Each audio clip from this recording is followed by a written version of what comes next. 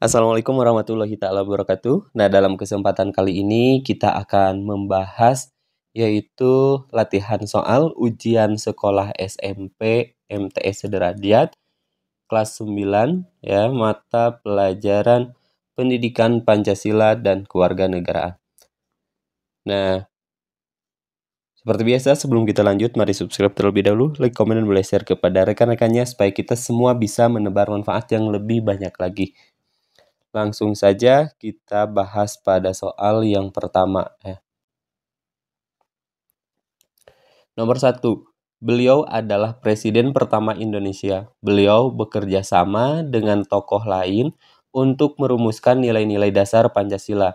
Pada sidang pertama BPUPKI, beliau berpidato dan memaparkan tentang jasa-jasa pahlawan dan menekankan sekali kepada bangsa Indonesia. Jangan sekali-kali merupakan sejarah yang dikenal dengan jas merah. Siapa tokoh yang dimaksud dalam proses perumusan Pancasila? A. Insinyur Soekarno, B. Muhammad Hatta, C. Ki Hajar Dewantara, D. Tan Malaka. Nah, kita fokus di soal yang harus kita garis bawahi. Di sini ada kata jas merah ya. Nah, jas merah ini adalah jangan sekali-kali melupakan sejarah, serta selain itu yang harus kita garis bawahi di soal di sini yang menjadi kata kuncinya itu adalah yang menjadi presiden pertama Indonesia. Siapakah beliau yang menjadi presiden pertama Indonesia? Dan terkait dengan jas merah atau jangan sekali-kali melupakan sejarah ini adalah tentunya jawaban yang paling tepat adalah jawabannya adalah Insinyur Soekarno. Jawabannya adalah yang A. Kita lanjutkan pada soal berikutnya, nomor 2. Seorang hakim meloloskan Pak Ipan dari jerat hukum karena beliau seorang pejabat negara. Hal ini bertentangan dengan prinsip negara hukum, yaitu A. Supremasi hukum dalam kehidupan negara, B. Pembagian kekuasaan negara, C. Kedudukan yang sama di mata hukum, D. Kekuasaan kehakiman yang bebas dan tidak memihak. Nah, di soal nomor 2 ini adalah ada seorang hakim, di mana hakim tersebut itu adalah meloloskan Pak Ipan. Kenapa meloloskan dari jerat hukum? Karena Pak Ipan tersebut itu merupakan seorang pejabat, ya. Nah, hal ini tentunya bertentangan dengan apa? Nah, kira-kira jawaban yang paling tepat adalah yang mana? Supremasi hukum dalam kehidupan bernegara. Kita simpan dulu. Yang B, pembagian kekuasaan negara. Oke, simpan dulu. Kedudukan yang sama di mata hukum. Oke, yang D, kedudukan kehakiman yang bebas dan tidak memihak. Nah, tentunya hal tersebut itu bertentangan berat dengan apa? Dengan kedudukan yang sama di mata hukum. Bahwasanya meloloskan Pak Ipan dari jeratan hukum itu tentunya meskipun dia itu pejabat ataupun orang biasa, tidak ada perbedaan di mata hukum. Semuanya itu memiliki kedudukan yang sama, baik itu pejabat, bukan pejabat, warga biasa gitu ya. Semua profesi, semua warga negara memiliki kedudukan yang sama di mata hukum. Jawaban yang tepat adalah yang C.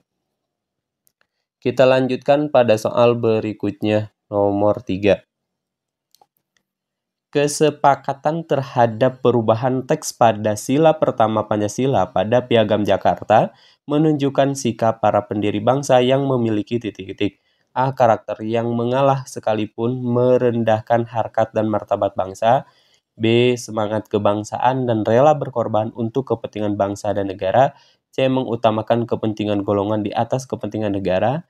D. Kewenangan untuk mengambil keputusan tanpa melihat pendapat pihak lain. Jawaban yang paling tepat adalah yang mana?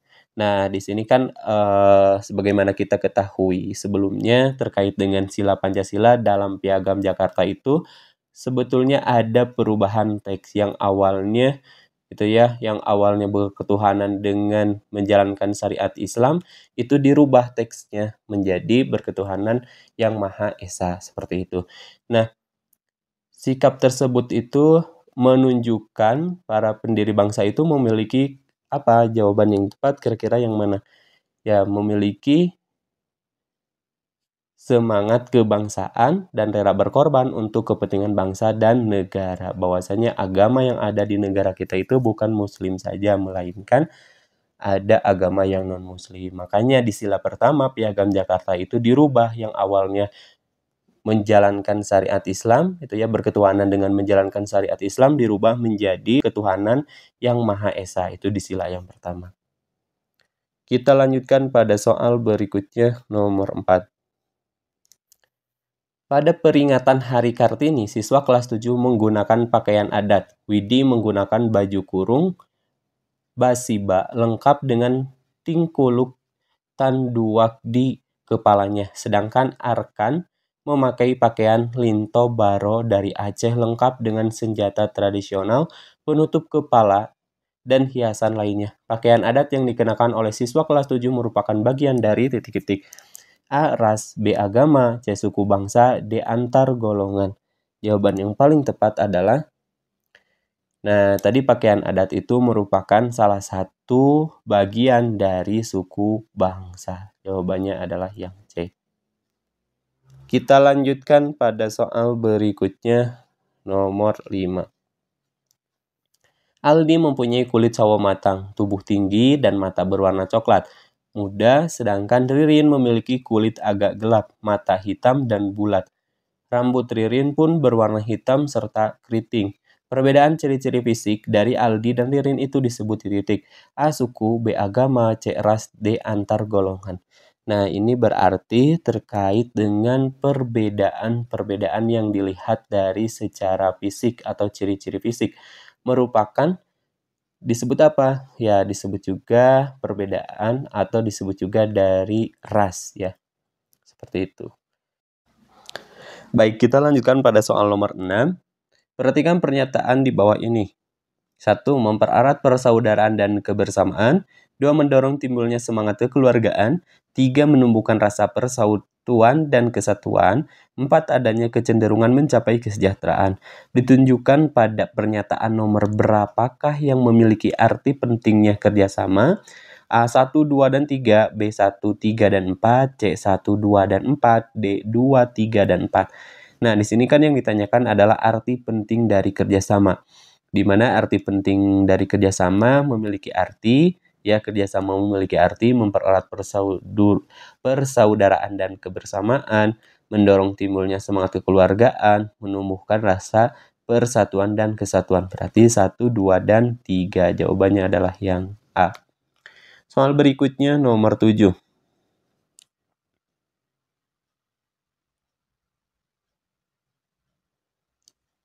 Penyebab kegagalan perlawanan bangsa Indonesia melawan penjajah pada masa awal pergerakan nasional adalah titik-titik. A. Penduduknya sangat besar. B. Wilayah Indonesia yang luas. C. Kurang ketersediaan potensi alam. D. Perjuangan bersifat kedaerahan. Di sini yang ditanyakan adalah penyebab kegagalan perlawanan bangsa Indonesia pada masa awal. Ingat ya, pada masa awal pergerakan nasional, tentunya pada waktu itu adalah perjuangan masih bersifat kedaerahan.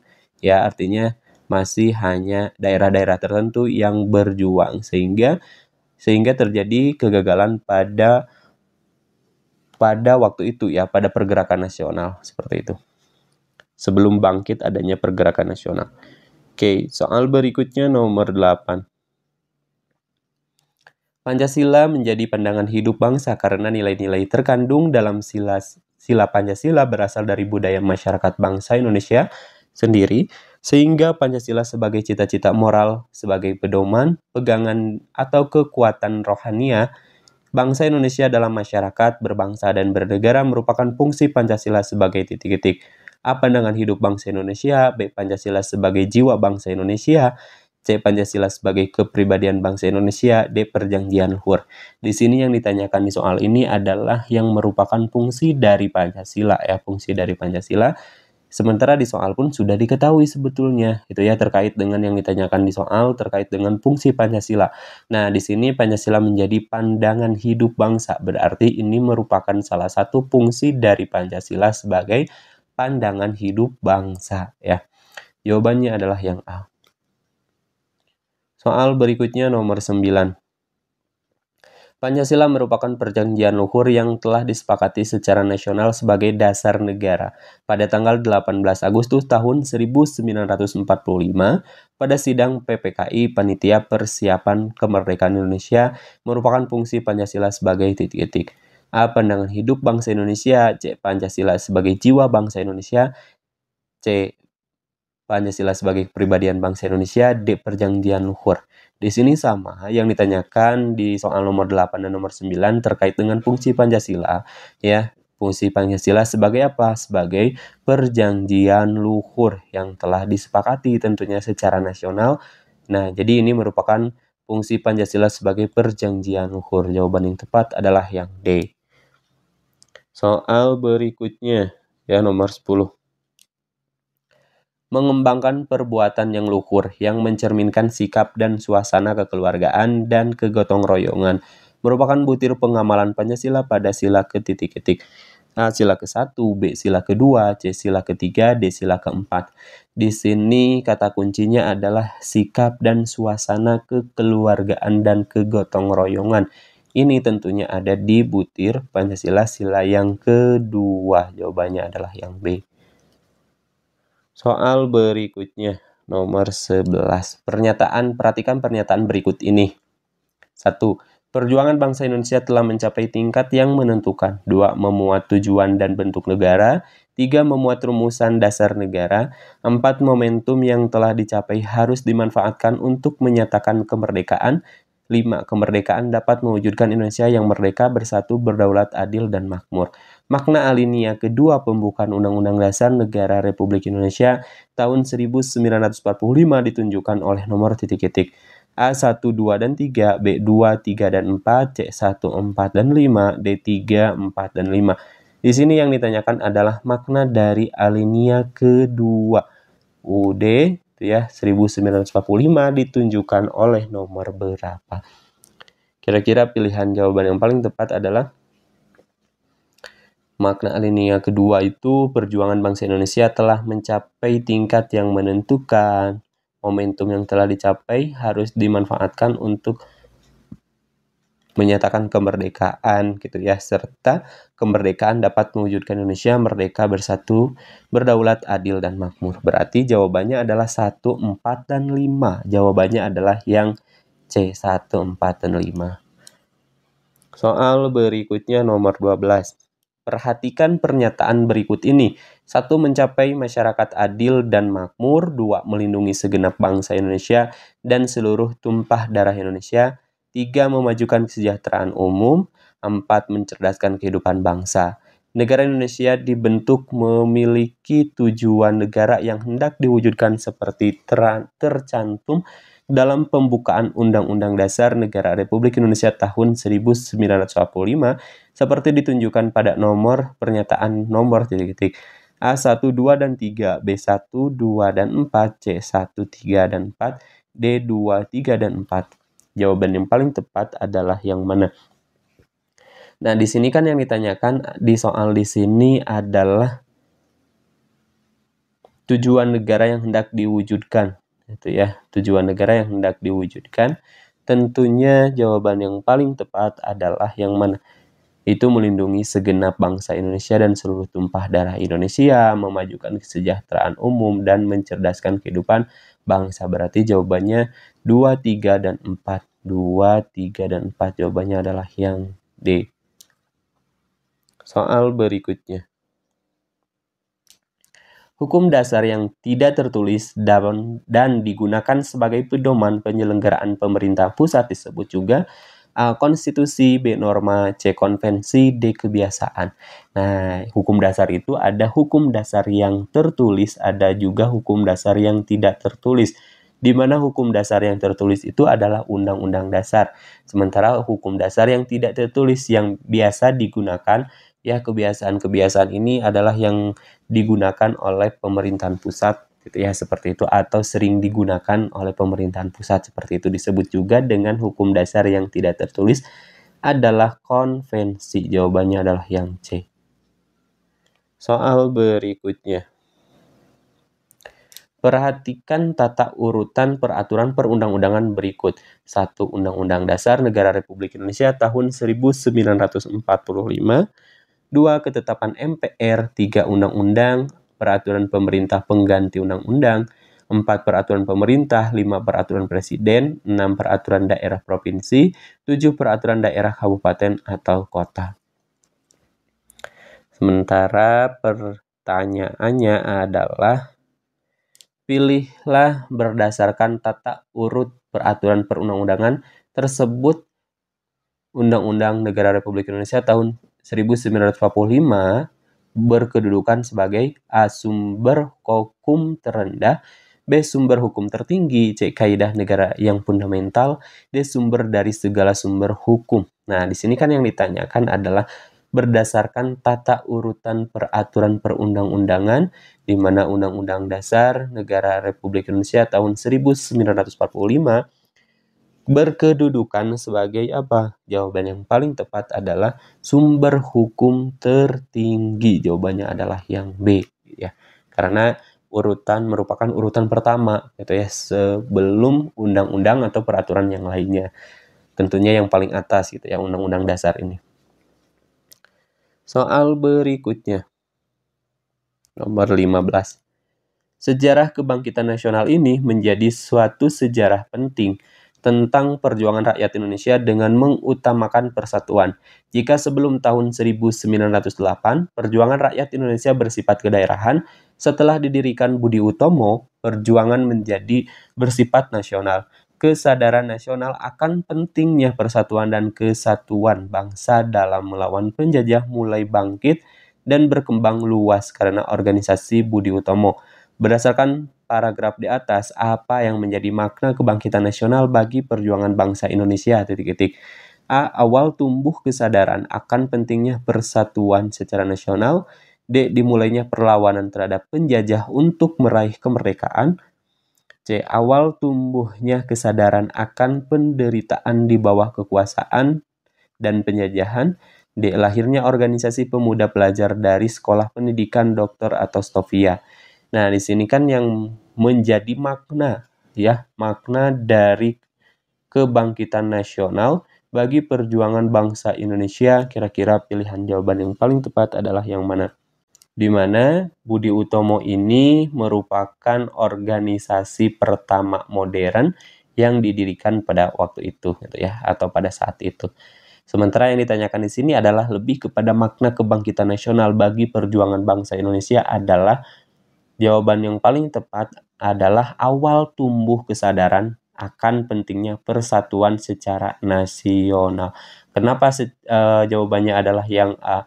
Karena sebelumnya, sebelum ada kebangkitan nasional ini, ya, rakyat Indonesia ini masih berjuang secara kedaerahan. Sementara setelah didirikannya Budi Utomo atau organisasi modern pertama yang ada di negara kita, yaitu merupakan awal tumbuhnya kesadaran dan akan pentingnya persatuan secara nasional. Karena kalau melawan secara daerah, itu pasti dimungkinkan akan kalah. Sementara kalau berjuang secara bersama-sama, secara nasional, itu kemungkinan besar akan menang, seperti itu.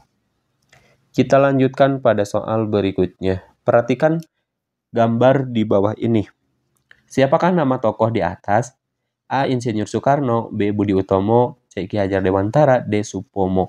Jawaban yang paling tepat adalah, nah, ini adalah Bapak Pendidikan kita, gitu ya. Jawaban yang paling tepat adalah Ki Hajar Dewantara. Jawabannya adalah yang C. Atau pelopor pendidikan, seperti itu. Kita lanjutkan pada soal berikutnya. Berdasarkan infografis pada soal nomor 15, tokoh di atas dikenal dengan Bapak ... A. Proklamator, B. Pendidikan, C. Perjuangan, D. Pembangunan. Jawaban yang paling tepat adalah yang B, ya, yaitu Bapak Pendidikan, di mana Ki Hajar Dewantara itu merupakan pelopor pendidikan atau disebut juga dengan Bapak Pendidikan. Soal berikutnya nomor 18. Sumpah Pemuda menjadi salah satu peristiwa bersejarah yang selalu diperingati oleh masyarakat Indonesia, sehingga tepatnya setiap tanggal 28 Oktober, negara Indonesia selalu memperingati Hari Sumpah Pemuda. Adapun tujuan dari Sumpah Pemuda adalah A. Menambah kegiatan gerakan pemuda Indonesia, B. mempersatukan seluruh kekuatan gerakan pemuda Indonesia. C. Mempersatukan seluruh bangsa Indonesia. D. Mempercepat proses pencapaian kemerdekaan. Di sini yang ditanyakan adalah tujuan dari Sumpah Pemuda. Kira-kira pilihan jawaban yang paling tepat adalah yang mana? Ya, tentunya adalah mempersatukan seluruh bangsa Indonesia. Jawabannya adalah yang C ya. Lanjutkan pada soal berikutnya. Nomor 19. Perhatikan infografis di bawah ini. Kami putra dan putri Indonesia mengaku bertumpah darah satu tanah air Indonesia.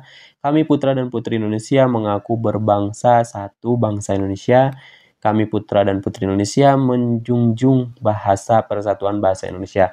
Dari gambar di atas menunjukkan teks dari A. Sumpah Pemuda, B. Proklamasi, C. Dasar Negara, D. Piagam Jakarta. Kita eliminasi yang D bukan, ya, tidak termasuk, ini bukan teks dari Piagam Jakarta. Yang C. Dasar Negara ini bukan teks Pancasila. Yang B. Proklamasi ini bukan teks proklamasi. Sementara ini adalah teks dari Sumpah Pemuda. Jawabannya adalah yang A. Kita lanjutkan pada soal berikutnya nomor 20. Seharusnya dengan mengenang sejarah Sumpah Pemuda, kita bisa meneladani dan meniru sikap dan perilaku mereka, yaitu titik-titik. A. Tidak ada organisasi yang rangkap jabatan dalam kepanitiaan Kongres Pemuda. B. Tekad untuk mencapai kemerdekaan demi mengangkat harkat dan martabat hidup bangsa. C. Mereka saling mempererat solidaritas organisasi kedaerahannya, bukan menggoyahkannya. D. Semangat perjuangan para pemuda yang mampu menggelorakan persatuan dan kesatuan bangsa Indonesia untuk merebut kemerdekaan. Di sini yang ditanyakan di soal di sini adalah yang bisa kita teladani, ya, dan meniru dari sikap dan perilaku mereka itu seperti apa. Jawaban yang paling tepat adalah yang mana? Ya, jawabannya adalah tentunya semangat perjuangan para pemuda yang mampu menggelorakan persatuan dan kesatuan bangsa Indonesia untuk merebut kemerdekaan. Jawabannya adalah yang D. Soal berikutnya nomor 21. Komitmen adalah sikap dan perilaku yang ditandai oleh rasa memiliki, memberikan perhatian, serta melakukan usaha untuk mewujudkan harapan dan cita-cita dengan sungguh-sungguh. Seseorang yang memiliki komitmen yang kuat terhadap bangsa dan negara memiliki pandangan yang bahwa A. Kepentingan golongan lebih diutamakan daripada kepentingan bangsa dan negara. B. Kepentingan bangsa dan negara berada di atas kepentingan pribadi dan golongan. C. Kepentingan pribadi atau golongan dapat dilaksanakan secara bersama-sama. D. Kepentingan pribadi atau golongan tidak penting.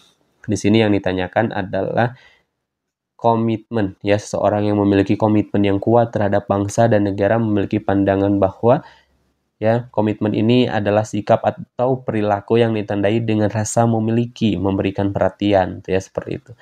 Jawaban yang paling tepat adalah yaitu kepentingan bangsa dan negara berada di atas kepentingan pribadi dan golongan. Ini bisa dikatakan seseorang yang memiliki komitmen tinggi, gitu ya. Bahwasanya kepentingan bangsa ini dan negara berada di atas kepentingan pribadi dan juga kepentingan golongan. Soal berikutnya nomor 22. Kemajuan teknologi memberikan dampak negatif antara lain munculnya sifat egois dan individualisme. Selain itu, muncul pula perilaku sebagian generasi muda yang kurang memahami norma dan etika. Perilaku yang dapat membangkitkan semangat dan komitmen kebangsaan generasi muda terkait dengan kondisi tersebut adalah titik-titik. A. Menghargai dan mengenang pengorbanan keluarga. B. Memiliki sikap integritas yang tinggi terhadap keinginan pejabat negara. C. Menerapkan Pancasila dalam kehidupan sehari-hari. D. Menghidupkan organisasi pemuda untuk pembinaan mental para penguasa. Kira-kira pilihan jawaban yang paling tepat adalah, ya, jawabannya perilaku yang dapat membangkitkan semangat dan komitmen generasi muda, gitu ya, kebangsaan generasi muda terkait dengan kondisi tersebut adalah yang mana? Ya, jawaban yang tepat adalah menerapkan Pancasila dalam kehidupan sehari-hari. Jadi mengaplikasikan Pancasila ini merupakan salah satu filter dalam kemajuan teknologi ini gitu ya. Yang dapat tentunya teknologi ini bisa dilihat dari dua sisi, ada yang bersifat negatif, ada pula yang bersifat positif. Sementara dalam menerapkan perilaku itu yang dapat membangkitkan semangat itu dalam kehidupan sehari-hari, itu harus berusaha menerapkan Pancasila dalam kehidupan sehari-hari, karena Pancasila ini merupakan dasar negara dan juga filter kita dalam kehidupan sehari-hari, seperti itu. Soal berikutnya nomor 23. Semboyan yang menggambarkan persatuan dan kesatuan yang menghubungkan daerah dari suku-suku di Nusantara disebut A. Bhinneka Tunggal Ika, B. Tuturi Handayani, C. Berakit-rakit hulu, berenang-renang kemudian, D. Bersatu kita teguh, bercerai kita runtuh. Kira-kira semboyan yang mana yang dapat menggambarkan persatuan dan kesatuan? Tentunya jawaban yang paling tepat adalah Bhinneka Tunggal Ika gitu ya. Berbeda-beda tetapi tetap satu tujuan. Jawabannya adalah yang A. Soal nomor 24. Para pendiri negara dalam merumuskan Pancasila memiliki ciri komitmen, yaitu kecuali A. Selalu bersemangat dalam berjuang, B. Melakukan pengorbanan pribadi, C. Tidak memiliki semangat persatuan, kesatuan, dan nasionalisme, D. Mendukung untuk mencapai cita-cita bangsa. Jawaban yang paling tepat adalah kecualinya yang mana? Nah, sementara selalu bersemangat dalam berjuang ini merupakan ciri dari komitmen, melakukan pengorbanan pribadi, kita simpan terlebih dahulu, tidak memiliki semangat persatuan, ini mendukung untuk mencapai cita-cita bangsa. Berarti kecualinya adalah tidak memiliki semangat persatuan, kesatuan, dan nasionalisme, itu kecualinya. Ya, jawaban yang tepat adalah yang C. Soal nomor 25. Kemerdekaan bangsa Indonesia diperoleh bukan secara mudah atau pemberian dari negara lain, namun penuh dengan perjuangan. Cara menghargai jasa para pendiri bangsa, sikap apa yang harus kamu lakukan, A. Belajar dengan rajin untuk mengisi kemerdekaan, B. Mengerjakan ulangan dengan mencontek punya teman, C. Mengolok-olok teman yang tidak pandai, D. Bermain HP saat pelajaran berlangsung. Ini tidak tepat. Mengolok-olok teman juga tidak tepat, mengerjakan ulangan hasil mencontek ini sangat tidak tepat. Sementara cara menghargai jasa para pendiri bangsa, sikap apa yang harus kamu lakukan adalah yang A. Yang tepatnya itu adalah yang A. Kita lanjutkan pada soal berikutnya. Nah, di sini ada wacana ya. Perhatikan wacana berikut ini. Sumbernya dari kompas.com 21. Wacana di atas merupakan praktik penerapan Pancasila, terutama penerapan nilai A. Ketuhanan, B. Kemanusiaan, C. Persatuan, D. Kerakyatan. Di sini isi dari wacana ini apa kira-kira ya, tentang apa? Nah, di sini Solok Selatan berduka, bencana alam mewarnai perjalanan pada penghujung tahun 2019. Banjir bandang. Ini terkait dengan banjir bandang melanda berbagai daerah di Kabupaten Solok Selatan. Menurut Bupati Solok Selatan, Mujni Jakaria, banjir mulai melanda pada tanggal 22 November 2019. Akibatnya ada 4 kecamatan yang dilanda banjir bandang yang cukup parah, yaitu Koto Parik Gadang Diate, Sungai Pangahua, Wapuah Duo, dan Sangir Batanghari. Sementara itu, salah satu jembatan di Kecamatan Koto Parik Gadang Diate ambrol. Aktivitas warganya pun terganggu. Para pelajar dan mahasiswa turun ke jalan mengupayakan bantuan guna meringankan beban saudara kita di Solok Selatan yang terkena banjir.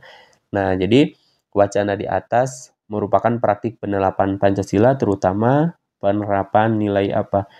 Ya, jawaban yang paling tepat adalah jawabannya adalah tentang kemanusiaan. Jawabannya adalah yang B. Untuk pembahasannya dicukupkan sampai di sini terlebih dahulu. Insya Allah nanti kita lanjutkan pada video-video berikutnya gitu ya, tentang pembahasan soal-soal ini. Sampai jumpa. Sampai ketemu di video berikutnya. Kami akhiri. Tentunya itu ya. Assalamualaikum warahmatullahi taala wabarakatuh.